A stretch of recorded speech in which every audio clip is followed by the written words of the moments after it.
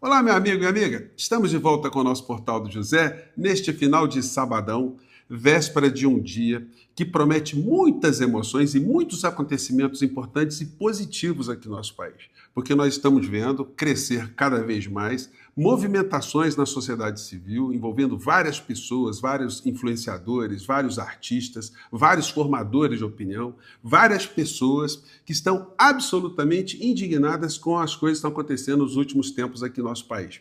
Como já não bastasse as mortes que essa gente toda da extrema-direita provocou contra todos nós, pessoas que nós amávamos, pessoas do nosso convívio, da nossa família, eles insistem em fazer ameaças para tentar, no final dessa história toda, saírem absolutamente impunes e ainda com carimbo ali de pessoas que são civilizadas, pessoas que querem o bem, mas isso não vai funcionar. Eu vou aqui hoje trazer para vocês algumas cenas que mostram uma mistura de cara de pau e desespero e que não vai adiantar em absolutamente nada. Como eu disse para vocês no nosso encontro anterior, não existe espaço para pacificação recuando em relação a esses criminosos todos. Agora, é impressionante como os filhos do inelegível estão falando muito em morte do inelegível. O tempo todo eles levantam essa situação, pessoas estão próximas do inelegível falam que ele está muito mal, que ele está cambaleante, moribundo, sorumbático, mas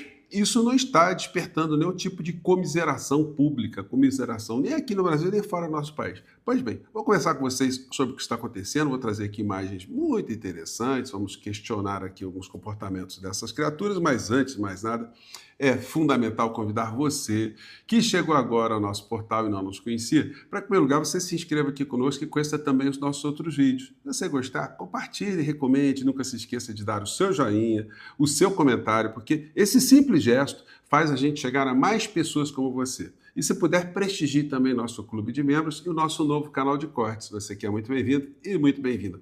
Lembrando que nós estamos entre os 3 primeiros em 2 categorias na premiação do IBEST. O nosso portal é o único progressista, tá, gente? Então vamos juntar mais gente aí para votar no nosso portal do José. Tá legal? Vou deixar o link no nosso primeiro comentário aqui, tá bom? Gente, uma das coisas que mais irritam todos nós que temos uma visão crítica das coisas que acontecem ao nosso redor, é a empulhação do discurso.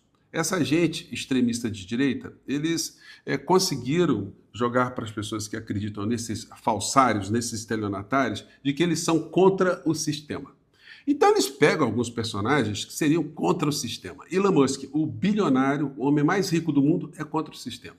O Zuckerberg, dono das plataformas, enfim, contra o sistema. Donald Trump, contra o sistema. E aí é o seguinte, a gente vai vendo como existe picaretagem. Você olhar nos noticiários especializados em bilionários, vocês vão ver esse tipo de matéria aqui, ó, que Donald Trump chegou à presidência dos Estados Unidos e está botando muita grana no bolso dele e da família dele. Porque é uma disfarçatez absoluta. É um gangster, um negociante que chegou até a presidência dos Estados Unidos e está usando o governo para fazer negócio, para se perpetuar no poder e fazer mais negócios para a turma dele.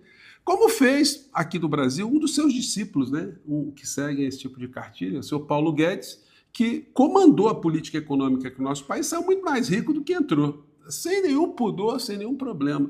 E agora, com essa gente da extrema-direita tomando pancada por todos os lados, escapou, né? Como eu sempre disse para vocês, gente, gangster sofisticado age sempre assim. Os buchas, a raia miúda entra pelo cano e os estrategistas conseguem sempre uma porta lateral para escaparem, né? Ninguém lembra do Sr. Paulo Guedes, aquele que era um homem fundamental na estrutura do governo Bolsonaro. Um governo que matou tanta gente e deu tanto prejuízo institucional e civilizatório aqui no nosso país, né? Então, a história é essa aqui. Forbes: nenhum presidente dos Estados Unidos lucrou tanto no cargo quanto Trump. Entenda a alta de sua fortuna. Só o primeiro parágrafo aqui. O presidente dos Estados Unidos, Donald Trump, ganhou 500 milhões de dólares, cerca de 2 bilhões e 700 milhões de reais na cotação atual, nos primeiros 9 meses de seu segundo mandato, de acordo com dados da lista em tempo real de bilionários da Forbes, consultada nesta sexta-feira, dia 19, ou seja, ontem, né? O cidadão está botando muita grana no bolso. Então é isso. Que sistema essa criatura combate? E agora vamos entrar no clã Bolsonaro. Em Roma, Flávio Bolsonaro chama PEC da blindagem de PEC da sobrevivência. E o Flávio Bolsonaro, dando palestra, dizendo, olha, mas quando o presidente... Perguntam para ele, né? E os crimes que vocês estão sendo acusados, que pode ser acusado? Aí ele responde com uma pergunta, né? Quem é que pune um ministro do Supremo Tribunal Federal se ele cometer crime? Ué, a polícia investiga, é igualzinho. Faz a denúncia, o Ministério Público vai avaliar, enfim, e ele será processado. A imunidade não é absoluta, não.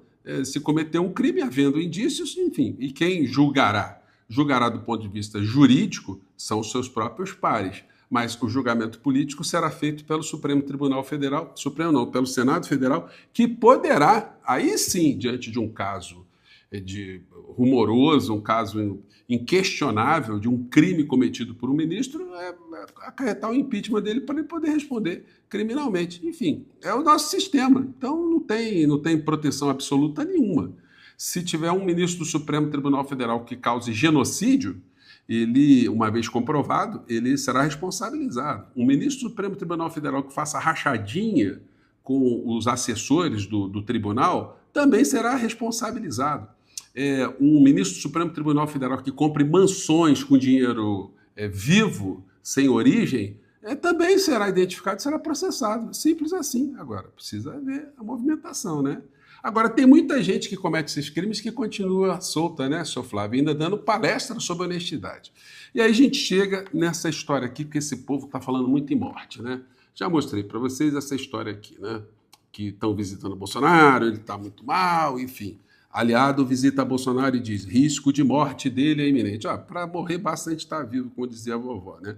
Mas esse tipo de frase ou de ideia que o deputado aqui passou para as pessoas, você não comove a gente, né? Nós não queremos que o Bolsonaro morra. Se o Bolsonaro morrer, será uma vitória para ele, de toda essa gente. Nós queremos vida longa para ele. Então, coloquem na cabeça de vocês, quem está querendo que o Bolsonaro morra são vocês, né? Justamente para terem uma bandeira aí. Não, nós queremos o Bolsonaro responsabilizado na cadeia. E aí, o desespero dessa gente não tem limite. Eles, depois de tantos crimes, eles acham ainda que podem impor alguma coisa. O sequestrador está cercado, a vítima já foi protegida, já foi salva, os sequestradores estão ali cercados e estão querendo impor algum tipo de condição, sem ter agora a figura do refém, né? Eles não têm mais refém nenhum, eles têm agora que prestar contas com a justiça. E o que a gente vê é isso aqui, ó, Dudu Bananinha fazendo ameaça ao Paulinho da Força, que não é nenhum revolucionário, nenhuma pessoa de esquerda, e que está tentando com aquele discurso, vamos pacificar, vamos ceder. Como é que você faz a pacificação com bandidos? Já falei aqui com vocês, pacificação é uma ova. Não há pacificação com vigarista, não há pacificação com assassino, não há pacificação com genocida. Apanhado tem que ser responsabilizado, tem que ir para a cadeia se condenado for. Enfim, Eduardo Bolsonaro sugere sanções dos Estados Unidos a Paulinho da Força se não houver anistia ampla. Gente, é tão ridículo. É com aquele cara, o covarde, que tem ali um séquito de segurança, tem uma milícia por trás, né? E fica se jactando de ser uma pessoa valente.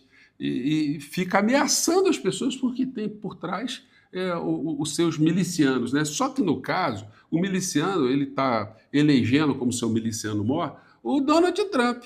Olha, Paulinho da Força, você também vai ter seu visto revogado, enfim, essas coisas todas, né? Daí a gente chega a esse tipo de situação aqui dessa criatura. Reparem só, gente, como eles estão falando de morte. Vamos lá, fala, criatura.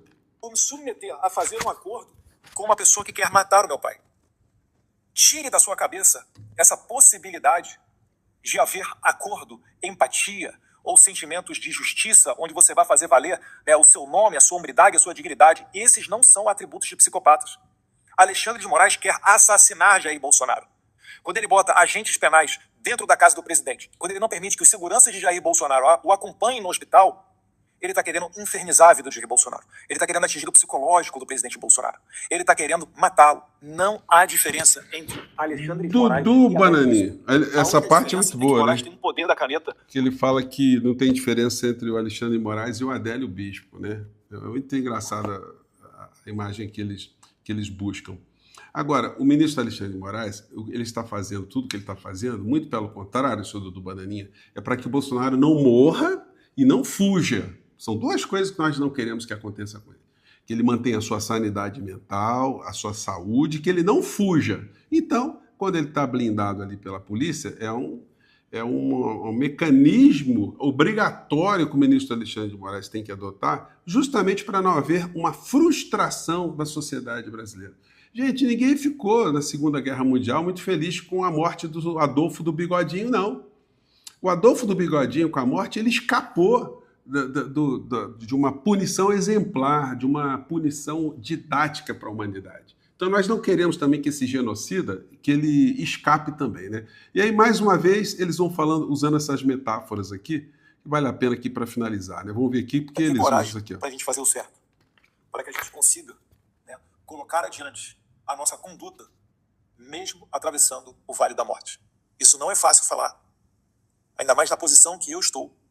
Mas eu posso falar para vocês, eu nunca tive tão certo que a decisão mais simples é votar contra qualquer redução de pena e a favor unicamente de uma anistia ampla, geral e restrita. E tá engraçado, né? Mais uma vez, né? Uma eleição cáustica, né? Quem viu o Dudu Bananinha falando, até parece que ele já teve algum ato de coragem na vida dele, né? Quando foi policial, parece que ele enfrentou bandidos, enfrentou milícias, grupos de traficantes. Parece que foi uma pessoa corajosa, que salvou colegas, né? Nunca saiu de uma sala. Fica tirando onda aí, mas é um covarde como o pai dele, que sumiu daqui e fica dizendo assim, vamos atravessar o Vale da Morte. Vocês criaram o Vale da Morte no nosso país com mais de 750 mil mortos. E vocês atravessaram no meio, vendo esses mortos e colocando mais mortos ainda nesse vale. Só que agora a conta chegou para vocês. E no final desse Vale da Morte tem um abismo. E esse abismo, quando vocês caírem lá embaixo, tem uma série de celas, uma série de grades para vocês não escaparem. Então, Dudu, pare de palhaçada, porque ninguém está querendo que teu pai morra, não. Nós queremos que ele fique vivo para passar um bom tempo na cadeia. E quando você for apanhado também, que você faça companhia junto com ele, com todos os outros genocidas, que agora o Flávio Dino está mandando colocar um holofote muito grande por parte da Polícia Federal, sem o senhor Augusto Aras para atrapalhar o que vai acontecer com esses criminosos todos. E amanhã, nesse domingo, estarei nas ruas junto com vocês, eu estarei no Rio de Janeiro, a gente está fazendo movimentação em todo canto, e é o primeiro movimento. Vai ter uma série de falhas, vai ter uma série de imperfeições, com certeza, mas será o pontapé inicial para a gente fazer mais manifestações e dizer para essa gente que eles não vão nos enganar e não vão nos mais fazer nenhum tipo de falcatrua para ludibriar a justiça aqui no nosso país, não, porque nós estamos vendo, nós estamos assistindo o que essa gente fez e o que essa gente está fazendo e o que eles querem fazer. Chega esse papo de pacificação. Pacificação é uma ova. Gente, eu fico por aqui mais uma vez. Um grande abraço e até o nosso próximo encontro. Tchau.